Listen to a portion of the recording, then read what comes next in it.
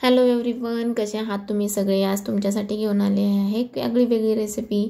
आता सारखंच बीटरूट खाऊन आपण सगळे कंटाळून जातो, तर त्यामुळे म्हटलं चला आज याची कोशिंबीर बनवूयात. एक वेगळा पदार्थ तुमच्या सगळ्यांसोबत शेअर करते आहे. तर मस्तपैकी एक बीटरूट घेतलं आहे, ते मी वॉश करून घेतलं आहे. एका बीटरूटमध्ये पण सफिशियंट अमाऊंटमध्ये होते कोशिंबीर. तुम्ही एकदा बघू शकता किती क्वांटिटीत होते, मग तुम्ही तुमच्या आवडीनुसार 1 किंवा 2 बीटरूटची ती बनवू शकता. तर मी त्याचे सगळे जे साल होते ते मी काढून घेतले. तुम्हाला हवं असेल तर तुम्ही साधी सोबत सुद्धा करू शकतात, बट ते थोडंसं किसायला हार्ड जातं, त्यामुळे मी साल रिमूव्ह केली आहे. थोडे शेंगदाणे भाजलेत, ते मी मिक्सर जारमध्ये घेतलेत थंड करून. आता आपण याची पुढची प्रोसेस करूया. तर मी 1-2 मिरच्या मी त्याच्यामध्ये कुटून टाकलेल्या आहेत मिक्सर जारमध्ये. आता हा जो आपण बीटरूट घेतला आहे, जो वॉश करून त्याचे आपण साल वगैरे काढून घेतलेले, हा आपल्याला ॲक्च्युली किसायचा आहे.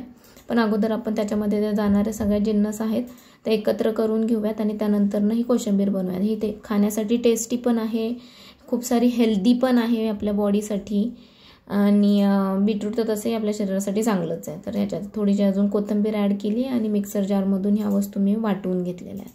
आता जो आपला एक आपल्याकडे बीटरूट होता तो मी व्यवस्थित छोट्या किसणीने किसून घेते. थ्रेड्स तुम्हाला हवे तसे लहान मोठ्या पद्धतीने तुम्ही करू शकता. हे बघ, या पद्धतीने ही छोटी किसणी असल्यामुळे एकदम बारीक थ्रेड येतील, ते जास्त काही दाताखाली वगैरे येणार नाहीत. तुमच्या आवडीनुसार तुम्ही मोठे कमी जादा थ्रेड करू शकतात. तर आता मी हे सगळं बीटरूट जे आहे ते पूर्णपणे किसून घेणार आहे आणि त्यानंतर मग आपण कोशिंबीर बनवायला सुरुवात करणार आहोत.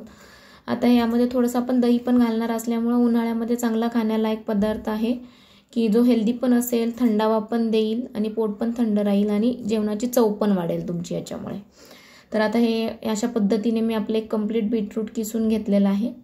आता हे जे किसलेलं बीटरूट आहे आपण याच वाटीमध्ये यूज करणार आहे आता आपण कोशिंबीर बनवण्यासाठी. आता मी मोस्टली हे बनवण्यासाठी चिनी मातीचंच भांडं वापरलेलं आहे, कारण आपण याच्यामध्ये गरम फोडणी टाकणार आहे, तर त्यावेळेस प्लास्टिकचं भांडं अवॉइड करायचं आहे. तर आता आपण जे भाजलेले शेंगदाणा, त्यानंतर कोथिंबीर आणि मिरची मिक्सरमधून काढली होती, तर ती मी या किसलेल्या बीटरूटमध्ये ॲड केलेली आहे. आणि हा आहे आपल्या कॅलरीतला कढीपत्ता, ताजा आणलेला. आता हा सुद्धा आपण फोडणीसाठी यूज करणार आहोत. मस्त दिसतोय कढीपत्ता, एकदम हिरवागार आणि ताजा असल्यामुळे स्मेल अजूनच जास्त छान येतो आणि त्याची चटणीला चव पण खूप छान येईल. चला, तर आता मी तोपर्यंत आपल्याला जो तडका द्यायचा आहे त्याची तयारी करून घेणार आहे. त्यासाठी हा कढीपत्ता आपल्याला लागणार आहे, तर तो मी काढून घेते. आता ऑलरेडी आपलं जे किसलेलं बीटरूट आणि त्याच्यामध्ये शेंगदाण्याचा कूट, मिरची आणि कोथिंबीरीचा कूट वगैरे गेलेला आहे, त्याला व्यवस्थित एकदा सगळं आपण कोरडंच मिक्स करून घेऊयात. छान पद्धतीने मिक्स झाल्यानंतर मग त्याच्यामध्ये आपण बाकीच्या ज्या पुढच्या वस्तू आहेत त्या ॲड करणार आहोत. मोस्टली मुलं बीटरूट कच्चं खायला त्रास देतात, तर कोशिंबीर असेल तर ते खूप आवडीने खातात. एकदा नक्की ट्राय करून बघा, तुमची मुलंही आवडीने खातील. आता याच मिक्सचरमध्ये मी घरी लावलेलं जे आपलं दही होतं, तर मी छोटे 3-4 स्पून मी त्याच्यामध्ये दही मी ॲड केले. तुम्हाला तुमच्या आवडीनुसार कमी जास्त तुम्ही थिकनेस पाहून ॲड करू शकता. आता हे दही याच्यामध्ये टाकल्यानंतर मस्त असा लाल कलर यायला सुरुवात झालेली आहे. जो व्हाईट दही टाकलं तर ते पूर्णपणे रेड कलरचं झालेलं आपल्याला दिसतंय. हे एकदा छान पद्धतीने मिक्स करून घेऊयात. त्यानंतर मग यामध्ये बाकीच्या ज्या गोष्टी आहेत, मीठ असेल किंवा तडका असेल, त्याचं प्रिपरेशन आपण करूयात. बनवायला अगदी सोपी आहे, 5-10 मिनिटामध्ये होते आणि जशी ती मुरेल तशी अजून छान लागते. तुम्ही सकाळी जर बनवली तर ती संध्याकाळी अजून जास्त छान लागते. त्यामुळे तुम्हाला खाण्याच्या 1-2 तास आधी तुम्ही ती बनवली तर तिला अजून जास्त पाणी सुटेल आणि ती छान लागेल चवीला. याच्यात थोडंसं मी मीठ ॲड केलं आहे. पाणी यामुळेच सुटेल कारण त्यामध्ये ऑलरेडी आपण दही घातलं आहे, बीटरूटमध्ये पण पाण्याचं कंटेंट आहे, त्यानंतर आपण त्याच्यात मीठ पण टाकतो आहोत, तर याच्यामुळे त्याला हळूहळू पाणी सुटतं. त्यामुळे मी टाकताना दही थोडंसं दमातच टाकलेलं आहे, की जेणेकरून नंतर खूप जास्त ते पातळ होऊ नये. चला, आता हे सगळं मिक्स करून झालं आहे, तर आपण तडक्याची तयारी करूयात. मी तडका पॅन ठेवलेला आहे, त्यामध्ये थोडंसं मी ऑइल टाकलेलं आहे. आता जसं ऑइल गरम होईल त्याच्यामध्ये मोहरी टाकली आहे. मोहरी मस्तपैकी तडतडू द्यायची आहे. मोहरी तडतडल्यानंतर आपण आता याच्यामध्ये ॲड करत आहोत जिरे. आता ही जिरे आपण याच्यामध्ये टाकल्यानंतर ह्या जिऱ्यांचा चांगला गोल्डन ब्राऊन कलर होतोपर्यंत त्याला आपण काय करणार आहोत, फोडणी बसू देणार आहोत.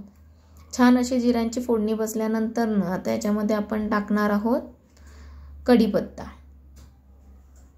जो आपण आपल्या गॅलरीमधून आणलेला आहे ऑलरेडी, अगोदर धुवून वॉश करून छान पद्धतीने जो आपण काढून ठेवलेला आहे.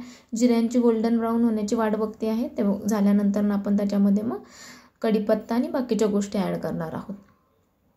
तुम्हाला आवडत असेल तर या स्टेजला तुम्ही थोडंसं 2-4 दाणे तुम्ही साखरेचे पण या ठिकाणी ॲड करू शकतात. माझ्याकडे बेडगी मिरची होते तर मग मी ती सुद्धा ॲड केलेली आहे त्याच्यामध्ये. आता मस्त अशी दणदणीत कढीपत्त्याची फोडणी गेलेली आहे. छान असा खमंग वास घरात सुटलेला आहे सगळीकडे. चला तर आता आपली फोडणी झालेली आहे. आता ह्या फोडणीला व्यवस्थित हलवून मी भांड्यात टाकते. आता थोडीशी थंड पण म्हणजे एकदम थंड नाही पण थोडी कोमट होऊ दिली आहे.